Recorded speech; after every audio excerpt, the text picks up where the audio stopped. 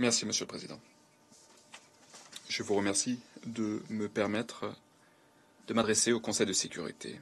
Je souhaiterais également remercier Son Excellence, le représentant permanent du Soudan auprès des Nations Unies, pour sa présence. J'ai eu une discussion très fructueuse avec lui hier, avant cette réunion.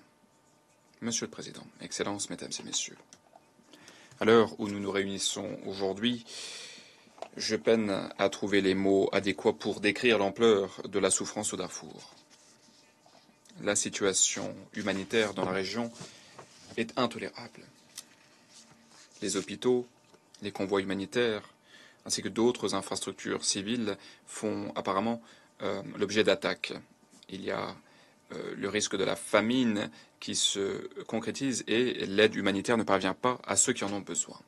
Les personnes n'ont pas accès à l'eau et à l'alimentation.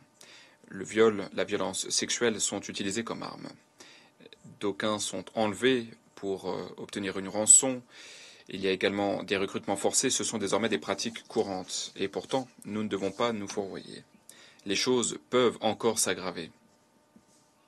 Notre bureau suit de près l'évolution de la situation depuis quelques semaines dans le nord Darfour, à la suite d'attaques qui ont été lancées par les forces de soutien rapide et par ces groupes affiliés contre la capitale El Fasher et dans les camps de personnes déplacées de Zamzam et d'Abou Chouk. Monsieur le Président, Mesdames et Messieurs, sur la base de nos enquêtes indépendantes, la position de notre bureau est claire. Nous estimons qu'il y a des motifs raisonnables de croire que des crimes de guerre et des crimes contre l'humanité ont été et continuent d'être commis au Darfour. Cette conclusion repose sur des activités intenses menées à bien par le Bureau au cours de ces 6 derniers mois et pendant les périodes d'examen antérieures. Dans le cadre de ce travail, nous avons fait fond sur des informations documentées, des témoignages, des données numériques qui ont été recueillies et analysées par notre bureau. Au cours de ces 6 derniers mois, nous avons notamment mis l'accent sur les crimes commis dans l'ouest du Darfour, notamment le déploiement sur le terrain dans les camps de réfugiés au Tchad, ce qui nous a permis de nous entretenir avec les communautés victimes. Nous avons mené à bien des entretiens. Ces missions sur le terrain nous ont permis de recueillir des témoignages essentiels pour l'équipe unifiée du Darfour.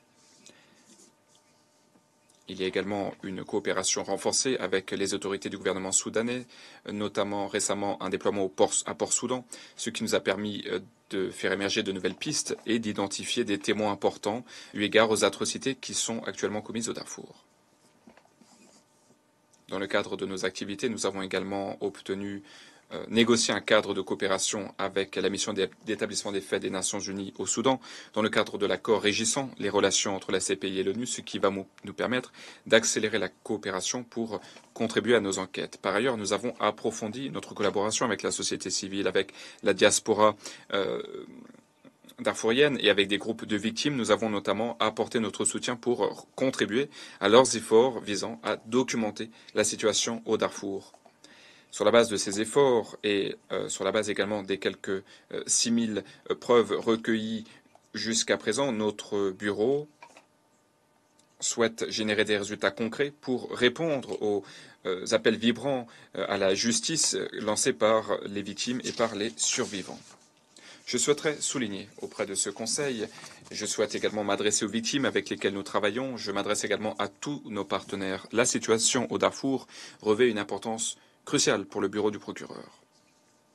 Nous ne cesserons de travailler jusqu'à la justice soit rendue pour faire valoir les droits de ceux qui souffrent et afin d'avoir une incidence sur le comportement des auteurs des crimes sur le terrain. Dans le cadre de nos efforts antérieurs pour rendre justice pour les victimes au Darfour, nous avons ouvert l'affaire contre M. Ali Mohamed Ali Abdelrahman, alias Ali Kushaib. Le prononcé du jugement devrait survenir pendant le deuxième semestre de l'année dans le cadre de son procès. Nous espérons que cela sera un exemple édifiant de ce que nous pouvons accomplir lorsque nous œuvrons ensemble à cette fin. Et je souhaiterais le dire clairement, je m'adresse à ceux qui sont sur le terrain au Darfour aujourd'hui, ceux qui infligent ces atrocités indicibles à la population du Darfour. Vous ressentez peut-être un sentiment d'impunité à l'heure où nous parlons, et c'était le cas d'Ali Kushaib par le passé.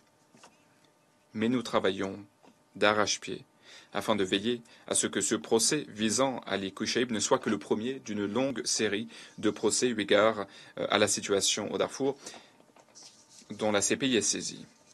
Néanmoins, nous avons également un devoir de confidentialité vis-à-vis de la Cour.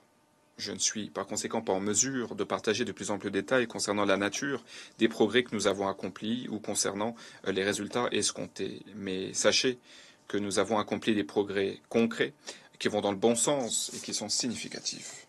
Monsieur le Président, Excellences, Mesdames et Messieurs, je suis particulièrement troublé par la souffrance infligée aux femmes et aux enfants dans le cadre de ce conflit. Nos enquêtes ne seront pas terminées tant que nous ne pourrons pas documenter auprès de la Cour le témoignage, le vécu des femmes du Darfour aujourd'hui. Dans le cadre de notre travail, nous accordons une attention toute particulière aux crimes de genre. Pour cela, nous devons recueillir des preuves auprès des victimes, auprès des survivants. Et nous devons bien comprendre la nature intersectionnelle de la discrimination qui a abouti à de tels crimes. Nous avons œuvré pendant des années, nous avons renforcé nos capacités, nous avons renforcé nos capacités pour entendre ces témoignages et pour reconnaître l'intersectionnalité de l'ethnicité, de la religion, du genre, de l'âge. Tout cela a un impact sur notre capacité à recueillir des preuves et sur la qualité des preuves que nous pouvons présenter à la Cour. Nous tissons des liens de confiance avec ces femmes et ces filles courageuses du Darfour qui sont à même de nous faire part de leurs témoignages. Et ces témoignages sont conformes aux allégations qui ont été présentées dans de nombreux rapports des Nations Unies, notamment des rapports présentés au Conseil des droits de l'homme. Le fait est qu'il y a, à n'en pas douter, une tendance à savoir que les auteurs des crimes utilisent le viol et la violence sexuelle et ciblent de façon spécifique les femmes et certains groupes ethniques. Et la Cour doit l'entendre et le monde doit l'entendre. Donc nous donnons une priorité particulière à ces crimes et nous travaillons de façon ciblée dans le cadre de nos enquêtes, avec le soutien de notre unité femmes et enfants, nous entreprenons un certain nombre d'activités pour donner plus de visibilité et pour générer des résultats concernant ces crimes qui continuent d'être sous-signalés et qui ne sont pas suffisamment reconnus. Dans le cadre de la période à l'examen, nous avons entrepris les activités suivantes. Nous avons organisé des discussions avec les communautés affectées au Tchad pour permettre aux victimes de présenter leurs témoignages.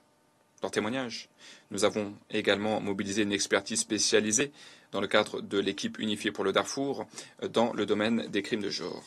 Nous avons également identifié de nouvelles pistes grâce à la collaboration avec d'autres organisations partenaires.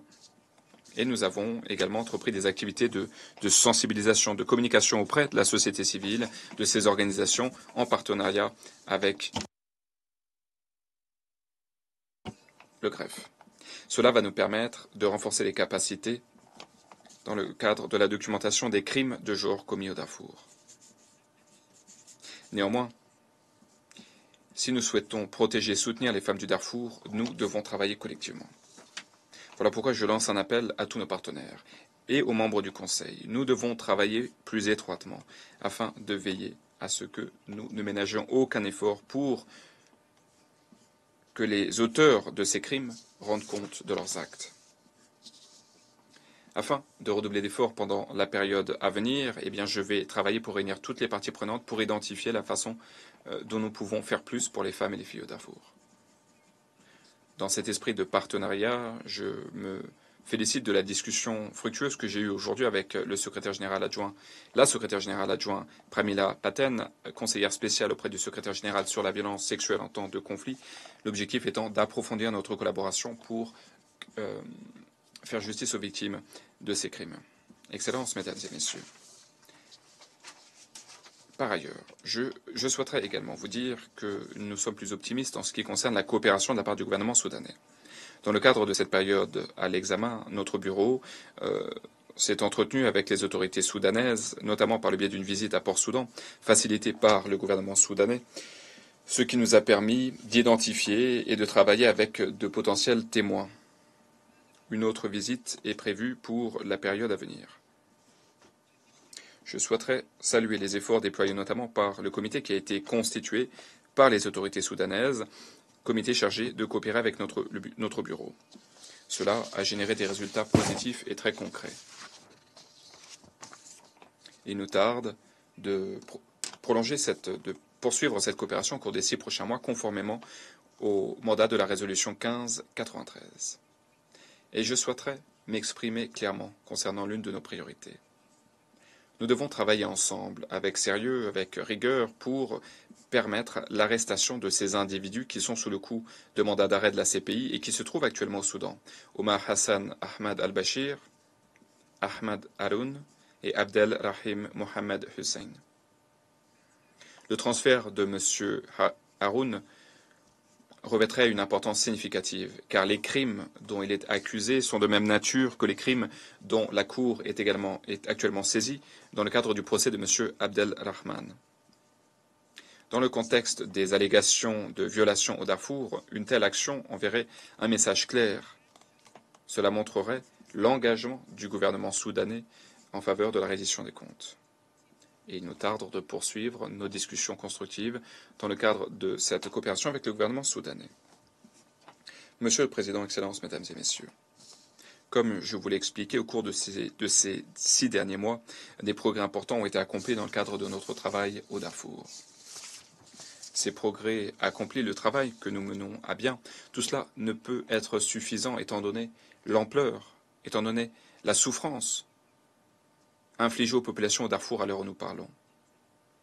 Et un certain nombre des actions que nous mettons en œuvre ne sont pas visibles pour nos partenaires. Néanmoins, je souhaiterais dire aux communautés du Darfour, au Soudan et à l'étranger, je souhaiterais leur dire qu'avec leur partenariat, nous redoublons d'efforts pour que la justice soit rendue par le biais de la CPI dans la salle d'audience pour les crimes qui sont en cours de commission. Et ces progrès ont été accomplis en dépit de nombreux défis. Pour ce qui est de la coopération de la part des États, nous avons fait face à des obstacles. Concernant les ressources dont dispose notre bureau, elles sont très limitées, étant donné l'ampleur des allégations que nous sommes chargés d'enquêter. Par ailleurs, nous avons fait face à une hostilité et à des tentatives d'obstruction. Nous avons besoin de votre soutien aujourd'hui plus que jamais auparavant. Voilà pourquoi je souhaiterais, en guise de conclusion, vous demander une fois encore quel est le terrain d'entente auquel nous pouvons parvenir. Tous les États autour de la table sont atterrés par ce qui se produit au Darfour. Vous vous efforcez tous de mettre un terme à cette fuite en avant, d'inverser la dynamique pour mettre un terme à cette souffrance qui ne cesse d'augmenter pour la population du Darfour. Le travail de notre bureau, le travail de la CPI peut et doit faire partie intégrante de notre réponse collective face à cette crise. Dans notre rapport, j'ai souligné la façon dont nous pouvons, selon moi, mieux travailler ensemble, la façon dont nous pouvons faire valoir les droits des victimes grâce à des arrestations et grâce à des procès visant ceux qui actuellement sèment la peur et la souffrance au Darfour. Cela doit être une feuille de route pour la suite. Avec votre soutien, nous pouvons rendre justice, et c'est tant nécessaire étant donné la situation actuelle, mais nous pouvons également essayer de mettre un terme à ce cycle de violence qui semble sans fin, cycle de violence qui est alimenté par un sentiment d'impunité totale de la part de ceux qui commettent ces crimes à l'heure où nous parlons.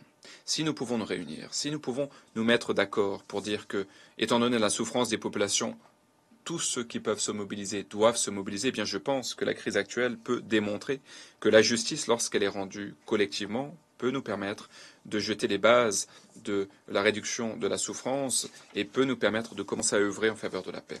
Je vous demande de faire preuve d'une telle détermination collective. Je vous remercie.